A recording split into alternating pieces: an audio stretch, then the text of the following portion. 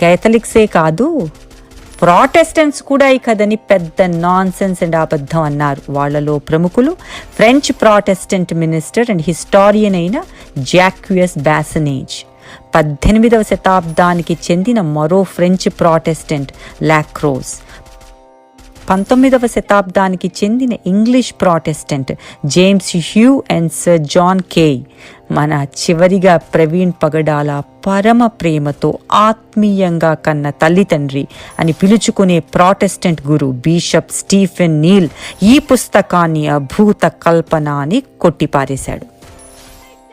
సరే, ఎవరు ఈ కథని కొట్టిపారిస్తే పారేశారు. మనం ఈ కథని విందాం. ఇండియాలో ఎడారి ప్రాంతానికి రాజు థామస్ని చంపించాడు. చెన్నై అన్న పేరు ఎక్కడ ఉంది? ఆ కథలో లేదు. పైగా చెన్నై ఎడారి ప్రాంతం కాదు. చెన్నై ఆ చుట్టుపక్కల పరిసర ప్రాంతాలలో 3000కి పైగా చెరువులు ఉన్నాయి.